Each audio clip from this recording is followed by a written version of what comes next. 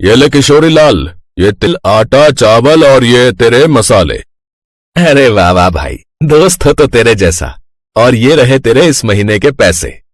अच्छा दोस्त, अब मैं चलता हूँ, अगले महीने फिर मिलेंगे। घर आकर लाला उन पैसों को गिनता है। वाह वाह, क्या कमाई हुई है। आहा, आज तो मजा ही आ गया। चलो बच्चों, आज मैं तुम्हें फिल्म दिखाने ले चलता हूँ, चलो चलो। सच पापा, हम अभी तैयार होकर आते हैं। ये फिर तो बहुत मजा आएगा। लगता है जी आजकल काम अच्छा चल रहा है। हाँ भाग्यवान, ऐसा ही समझ लो बस। अच्छा आप चलो, देर मत करो, जल्दी से तैयार हो जाओ भाई। ये है जीरकपुर में रहने वाला लाला मदन लाल गुप्ता, जिसकी राशन की दुकान थी। शहर से हर महीने सरकार की तरफ से उसकी दुकान पर ट्रक भरकर गांव वालों के लिए राशन आता था। सभी गांव वाले उसकी दुकान से राशन लेने आते थे। उसका काम तो अच्छा था, लेकिन उस लाला की नीयत बहुत गंदी थी। उसका स्वभाव बड़ा ही लालची था। वो हेर फेर करके पैसे कमाना जानता था। इसलिए जब भी शहर से राशन आता तो गोदाम में ले जाकर वो उसमें मिलावट करना शुरू कर देता। इस आटे में आधा मैदा मिला देता हूँ। हो गया। वाह वाह वाह वाह। अब चावल में कंकड़, दाल में छोटे छोटे पत्थर, और इस लाल मिर्च में ईंट का चूरा, और तेल में बीमार जानवरों की चर्बी। अब इतना सारा राशन बच गया। इसे दूसरे गांव में किराना की दुकान पर बेचकर मैं खूब मुनाफा कमाऊंगा। लाला उस राशन को किशोरी लाल को बेचाता है। मदन लाल ये काम कई सालों से करता रहा था और इसी के दम पर वो गांव में सबसे ज्यादा पैसे वाला बन गया था। इस बात का घमंड भी अब उसमें आने लगा था। एक रोज, ये क्या है मदन, जो राशन के चावल तुमने हमें दिए हैं उसमें आधे से ज्यादा में तो कंकड़ निकले हैं। आटा जो दिया है उसकी रोटी तो रबड़ सी खिंचती है। तुम्हारा तेल ऐसा होता है कि पूछो ही मत। अगर ऐसे ही चलता रहा तो हमारा गुजारा कैसे होगा? अरे तो क्या अब मैं वो कंकड़ पत्थर भी साफ करके दूं? हैं? एक तो सरकार तुम गरीबों को मुफ्त में पाल रही है, हैं? मुफ्त में राशन दे रही है, हैं? उसमें भी तुम लोगों के भाव बढ़े हुए हैं भाई। तुम लोगों की भलाई के लिए मैंने राशन की दुकान खोली है, ऊपर से तुम मेरे ही काम में गलतियां निकाल रहे हो। और तुम लोगों को कुछ कहना पूछना ही है तो दिल्ली जाकर उन नेताओं से पूछो जो ये राशन भेज रहे हैं, समझे? अब राशन लेना हो तो लो, वरना चलते बनो भैया। अरे काकी, आप क्यों बहस करते हो इस लाला से? ऐसा ना हो साफ और अच्छे के चक्कर में ये राशन भी अपने हाथ से चला जाए और फिर भूखे पेट ही रहना पड़े। तू ठीक कहता है बेटा, वैसे भी पूरे गांव में यही एक राशन की दुकान है। अगर इसने भी राशन देने से मना कर दिया तो कहाँ जाएंगे हम? मैं तो जैसे तैसे भूखी रह भी लूं, लेकिन मेरे साथ जो छोटी बच्ची है उसे कैसे भूखा रखूं? गांव में इकलौती राशन की दुकान होने के कारण मदन लाल से कोई भी उलझना नहीं चाहता था। उस गांव के गरीब लोग चुपचाप वो राशन लेकर वहां से चले जाते हैं। आए थे बड़ा मुझसे पंगा लेने वाले हैं? शाम को लाला अपनी दुकान बढ़ाकर घर चला जाता है। जी आ गए आप नहाकर पूजा पाठ कर लीजिए, मैं तब तक खाना लगा देती हूँ। कुछ देर बाद मदन लाल अपने परिवार के साथ खाना खाने बैठता है। क्या स्वाद है इन चावलों में ममता। जी वही बासमती चावल है जो हम पिछले महीने शहर के मॉल से लाए थे। वैसे राशन भी अब खत्म होने वाला है। हाँ तो कोई बात नहीं, कल ही मैं शहर जा रहा हूँ, आते वक्त लेता आऊंगा। बाबा, हम भी आपके साथ शहर जाएंगे, इसी बहाने थोड़ा घुमाएंगे।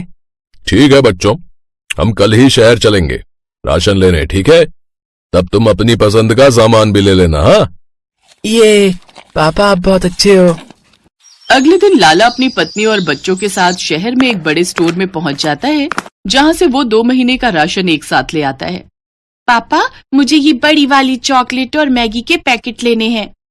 और पापा, मुझे चिप्स और कोल्ड ड्रिंक। हाँ बच्चों, तुम्हें जो चाहिए ले लो। सुनिए जी, जब अपने पास वाले गांव में ही किराने की इतनी बड़ी दुकान है तो फिर हमें शहर इतनी दूर राशन लेने क्यों आना पड़ता है? यहाँ आकर बच्चे भी ढेर सारी बेकार की चीजें खाने के लिए ले लेते हैं। अरे ना जाने वो लोग कैसा राशन देते हैं, कहीं किसी की सेहत खराब हो गई तो। और वैसे भी जब हमारे पास अच्छे खासे पैसे हैं तो फिर हम क्यों वो घटिया राशन खाएं? अब तुम आराम से इस एसी वाले मॉल में शॉपिंग करो। हाँ, और ये घटिया सोच छोड़ दो। हाँ, और सुनो, शहर में रहने वाले सभी बच्चे यही सब खाते हैं, समझे? तो उन्हें तो कभी कुछ नहीं होता। चलो अब सामान लेने पर ध्यान दो, फिर आज यहीं शहर के रेस्टोरेंट में ही खाना खाकर वापस जाएंगे भाई। हाँ, ठीक कहते हो जी, मैं भी थक जाऊंगी तो मुझसे भी जाकर खाना नहीं बनेगा। मदन लाल राशन खरीदने के बाद अपने परिवार के साथ रेस्टोरेंट में जाता है, जहां तरह तरह के व्यंजन वो ऑर्डर करते हैं। उधर गांव में कमला काकी मुफ्त में मिले हुए राशन से खाना बनाती है। अनु बेटी, कहाँ है? बहुत देर हो गई खेलते हुए, चल अब आजा, खाना बन गया है। दादी माँ 2 मिनट, बस अभी आया। तभी वहां से एक आइसक्रीम वाला गुजरता है। आइसक्रीम ले ली, आइसक्रीम, ठंडी ठंडी आइसक्रीम। अरे वाह, आइसक्रीम वाला। दादी माँ, मुझे आइसक्रीम खानी है। लेकिन मेरे पास इतने पैसे नहीं है बेटी कि मैं तुम्हें आइसक्रीम दिलवा सकूं। तू छोटी सी थी जब तेरे माँ बाप एक हादसे का शिकार हो गए और तुझे मेरी गोद में डालकर इस दुनिया से चले गए। इस बुढ़िया के पास दौलत के नाम पर कुछ नहीं है मेरी बच्ची, सिवाय तेरे। बड़ी मुश्किल से राशन मिलता है सरकार से, उसी से तेरा और अपना पेट भर पा रही हूँ। अनु उदास समूह बनाकर अपनी झोपड़ी के बाहर बैठ जाती है और जब तक वो आइसक्रीम वाला वहां से चला नहीं जाता वो उसे निहारती रहती है। फिर चुपचाप अंदर चली जाती है और बेमन से वो चावल और दाल खाने बैठती है। छी, ये क्या दादी माँ, इसमें तो चावल कम और कंकड़ ज्यादा है और दाल भी पत्थर जैसी लग रही है। अब जो है खा ले बेटी। जैसे तैसे वो खाना खाती है, लेकिन अगली सुबह उसके पेट में काफी दर्द उठता है। आह, दादी माँ, आह! क्या हुआ मेरी बच्ची? दादी माँ, बहुत दर्द हो रहे पेट में।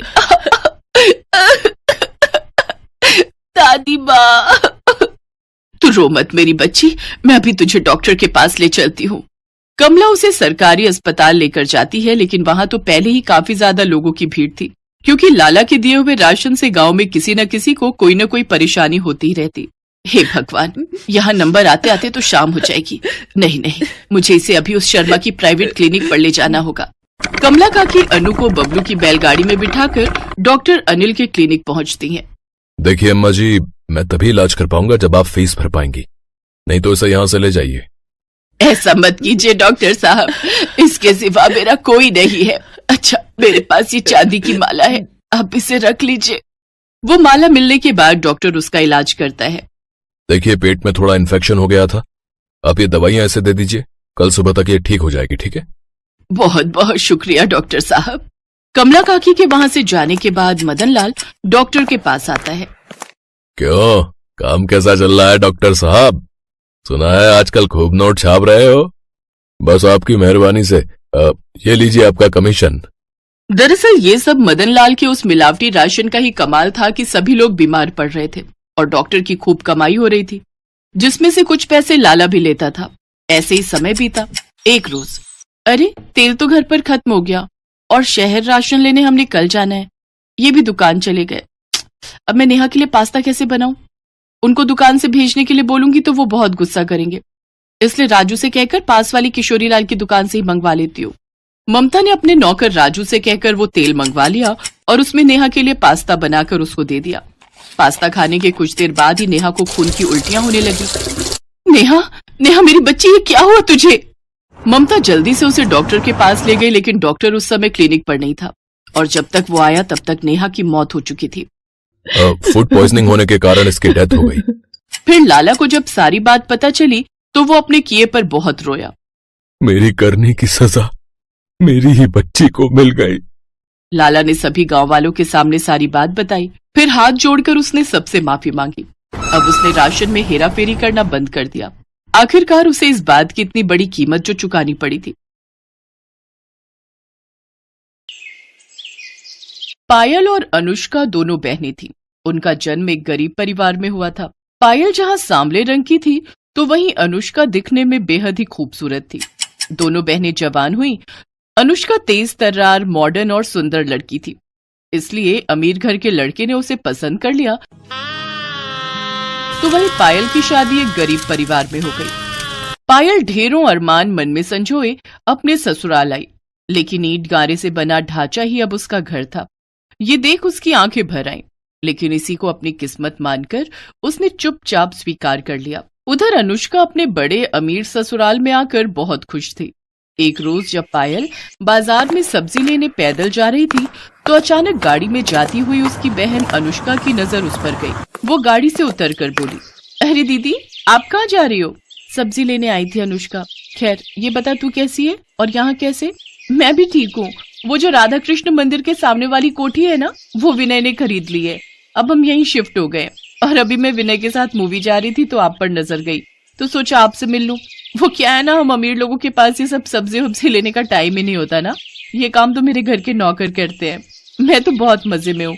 अच्छा मैं चलती हूँ, मुझे लेट हो रहा है। वैसे आप कहाँ रहती हैं? त्रिलोकपुरी गांव, वहीं बस्ती में मेरा घर है। अच्छा खैर, मैं किसी दिन फुर्सत में आपसे मिलने आऊंगी, फिर ढेर सारी बातें करेंगे। Okay bye. ये कहकर अनुष्का अपने रास्ते निकल गई। ऐसे ही समय बीत गया। एक रोज पायल अपने पति उमेश से बोली, सुनिए जी, अपने घर में ना प्लस्तर करवा लो, दीवार की दरारों से मच्छर घुस आते हैं। बस कुछ दिन और गुजारा कर लो। अब रिक्शा चलाने के साथ साथ पढ़ाई भी कर रहा हूँ। भगवान ने चाहा तो जल्दी अच्छी नौकरी भी मिल जाएगी। ऐसे ही समय बीता।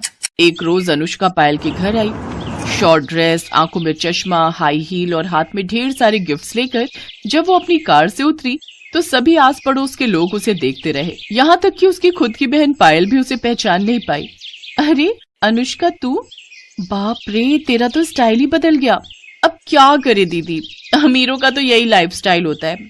अच्छा अब क्या यहाँ दरवाजे पर ही बातें करोगी? चलो अब मुझे अंदर आने दो, मैं भी तो देखूं तुम्हारे महल को। अनुष्का उसके घर के अंदर आती है तो चारों ओर से उसकी ईंट की चार दीवारी को ही देखती रह जाती है। फिर पायल के हाथों में तरह तरह की मिठाइयों के डिब्बे और ढेर सारे गिफ्ट देती है। फिर कुछ देर बाद पायल पानी लेकर आई। उसकी सांस फूली हुई थी। दीदी कहाँ चली गई थी पानी लेने? आपकी सांस फूली हुई है। गली के बाहर जो सरकारी नल है ना, वहीं से लाई हूँ। सरकारी नल से? ना बाबा ना, मैं नहीं पीऊंगी, कहीं मेरा पेट खराब हो गया तो। अच्छा वैसे यहाँ अजीब सी बदबू क्यों आ रही है? वो मैंने सुबह लिपाई की थी ना, तो थोड़ी गोबर और मिट्टी की महक तो आएगी ही। यू गोबर, छी! मेरे घर में तो ग्रेनाइट पत्थर लगा हुआ है, वो भी महंगे वाला। अच्छा मैं चलती हूँ। अनुष्का तू पहली बार अपनी बहन के ससुराल आई है, चाय तो पी कर जा। चाय? अब इस गोबर वाले घर में कुछ भी पीने की इच्छा नहीं हो रही। नहीं नहीं रहने दो दीदी, मैंने चाय पीना छोड़ दिया। अब तो मैं सिर्फ केसर पिस्ते वाले दूध ही पीती हूँ। अच्छा मैं आपको ना मेरे यहाँ संडे पार्टी भी है, उसका इनविटेशन देने आई थी, आपको आना है। ओके, इसी बहाने आप मेरा ससुराल भी देख लोगी। ये कहकर अनुष्का वहां से चली जाती है। उसके जाने के बाद पायल वो डब्बे खोलती है तो उसमें बहुत सारा खाने का सामान था। अब वो परेशान थी कि जब वो अनुष्का के घर जाएगी तो क्या लेकर जाएगी। शाम को उमेश घर आया तो वो बोला, पायल, अमीरों और गरीबों के लाइफस्टाइल में बहुत फर्क होता है, और वो अमीर हैं और हम गरीब, उनके जैसी हैसियत नहीं है हमारी। ऐसे ही दिन बीत गए। पायल को चिंता सताने लगी कि वो अनुष्का के यहाँ क्या लेकर जाएगी। फिर उसे ख्याल आया कि अनुष्का को उसके हाथ के आटे के लड्डू बेहद पसंद है।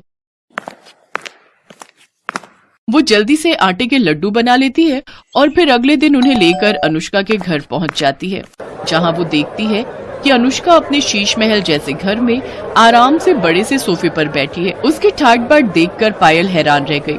पायल ने अनुष्का को पुकारा। अनुष्का ने उसकी ओर देखा तो वो गुस्से से भड़क गई। ओफो दीदी, मैं जानती हूँ कि तुम गरीब हो, लेकिन कम से कम तुम्हें इतना तो पता होना चाहिए कि अमीर लोगों के घर कैसे बनकर जाना चाहिए। अरे कम से कम एक जोड़ी नए कपड़े ही खरीद लेती। तुमसे अच्छी तो हमारी एक काम वाली लग रही है। तभी वहाँ अनुष्का के ससुराल वाले भी आ गए। अनुष्का, मैं तुम्हारे लिए अपने हाथों से आटे के लड्डू बनाकर लेकर आई थी। पहले बात अलग थी दीदी, अब मैं अमीर खानदान में आ गई हूँ। जाओ यहाँ से। अब मेरे यहाँ तभी आना जब तुम्हारा ये गरीबी वाला लाइफस्टाइल बदल जाए। बहू, क्या जरूरत थी गरीब लोगों को पार्टी में बुलाने की? अनुष्का, तुम तो इनके यहाँ कितना कुछ लेकर गई थी और ये बेकार से लड्डू लेकर आई हैं। अपनी बेइज्जती देखकर पायल रोते हुए वहां से चली जाती है। ऐसे ही 3 साल बीत गए। दोनों बहनों की डिलीवरी होने वाली थी। पायल को उमेश जल्दी से पास के सरकारी अस्पताल में ले जाता है, तो वहीं दूसरी तरफ अनुष्का को विनय एक महंगे प्राइवेट अस्पताल में ले जाने लगता है। लेकिन प्राइवेट अस्पताल थोड़ा दूर होता है और वो वहां तक नहीं जा पाते, इसलिए वो भी अपनी पत्नी को सरकारी अस्पताल में ही ले जाता है। कुछ देर बाद डॉक्टर पायल से कहते हैं, मुबारक हो, आपको 2 जुड़वा बेटे हुए हैं। ये सुनकर पायल और उमेश बहुत खुश हुए, लेकिन तभी दूसरे कमरे से किसी के रोने की आवाज आई। पायल ने पर्दा हटाकर देखा तो सामने बिस्तर पर अनुष्का बेहोश थी और विनय और उसकी माँ आपस में बातें कर रहे थे। माँ, जब अनुष्का होश में आएगी और अपने बच्चे के बारे में पूछेगी तो मैं उसे क्या कहूंगा कि तुम्हारा बेटा मरा हुआ पैदा हुआ है और अब वो कभी माँ नहीं बन सकती? नहीं बेटा, अगर ऐसा हुआ तो वो सदमे में भी जा सकती है या हमेशा हमेशा के लिए कहीं कोमा में ना चली जाए। इसीलिए डॉक्टर ने उसे कुछ भी बताने से मना किया है। नहीं माँ, मैं अनुष्का को नहीं खोना चाहता। उनकी बातें सुनकर पायल और उमेश ने एक दूसरे की तरफ देखा, फिर एक फैसला लिया। पायल ने अपना एक बेटा गोद में लिया और विनय से जाकर कहने लगी, विनय, मैं भी अपनी बहन को नहीं खोना चाहती। हमने आप दोनों की सारी बातें सुन ली। मैंने जुड़वा बेटों को जन्म दिया है, इसलिए मेरा एक बेटा तुम रख लो और अनुष्का को यही कहना कि ये उसी का बेटा है। मैं गरीब जरूर हूं, लेकिन दुख तो सबका बराबर ही होता है ना। मेरे बेटे की परवरिश करते समय उसे गरीब और अमीर दोनों के बारे में बताना, ताकि वो गरीबों का दुख भी समझ सके। अनुष्का होश में आ चुकी थी, उसने उनकी सारी बातें सुन ली थी। वो हाथ जोड़कर पायल के सामने रोते हुए कहने लगी, मुझे माफ कर दो दीदी, मैंने आपको कितना भला बुरा कहा। शायद उसी की सजा मुझे मिली है जो भगवान ने मेरा बच्चा छीन लिया, साथ ही हमेशा के लिए मां बनने के सुख से भी वंचित कर दिया। दीदी, आपके बेटे को अपना बेटा समझकर पालूंगी, शायद इससे मेरे सारे पाप धुल जाए। मेरा नहीं बहन, तेरा बेटा, आज से ही तेरा बेटा है। दोनों बहनें रोते हुए एक दूसरे के गले लग गई। आज माँ की ममता ने अमीरी गरीबी के सारे फासले मिटा दिए।